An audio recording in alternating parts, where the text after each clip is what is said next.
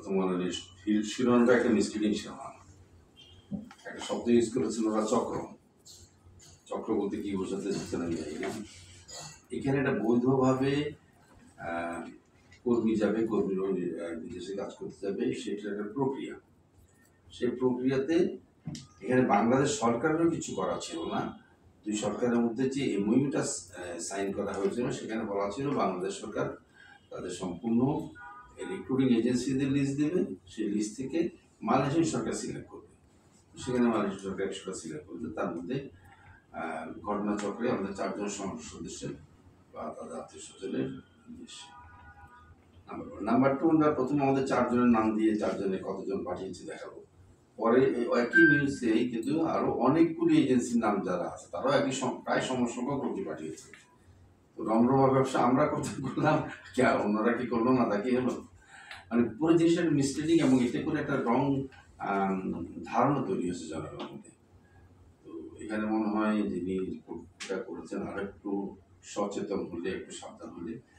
আমরা চাই বস্তুনিষ্ঠ সংবাদ আসুক, কিন্তু সেটা কাউকে টার্গেট করে কারোর উপর ফোকাস করে তার সঙ্গে নেগেটিভ করার যদি ইচ্ছা হয় তাহলে তেমন কিছু করার নেই। বাট প্রথম আলোকে আমরা এই ধরনের কাজ করবো বলে আমি মনে করি না। প্রথম আলো বাংলাদেশের অত্যন্ত জনপ্রিয় একটা পত্রিকা। আশা করি যে প্রথম আলো যে নিউজটা আসবে সেটা 101% সত্য থাকবে। এখন আপনার এজেন্সি এখন এই যে যারা যেতে পারেনি তাদের যাওয়া নিয়ে কতটা চিন্তিত? ফরচুনেটলি আমার একজনও না, আমার সব যারা যাওয়ার চলে গেছে। স্যারের আমার সব চলে গেছে বাইরে তার মানে এই প্যারায় আপনারা নাই নাই না? বাট ওইটাতে আছে যে এতগুলো মানুষ যেতে পারবো না, সেটা স্বাভাবিকভাবেই এই সেক্টরের একজন মানুষ হিসাবে এটা তো স্বাভাবিকভাবে আমাদেরকে কনসার্ন করে। ব্যক্তিগতভাবে আমাদের একজন লোক হচ্ছে ভাই যেটা বললেন, সরকারের তরফ থেকে একটা পদক্ষেপ নেওয়া উচিত।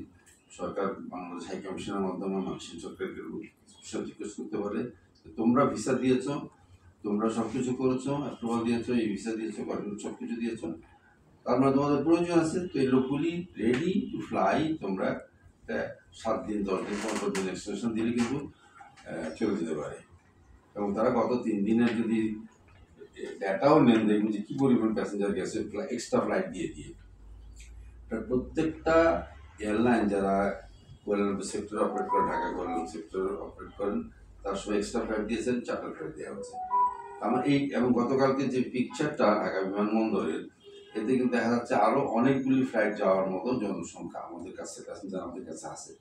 এটা নিয়ে যদি আমাদের সরকার একটু মুভ করেন স্ট্রংলি, ইমিডিয়েটলি, আই থিঙ্ক এই প্রবলেম সলভ হয়ে যাবে। Thank you sir.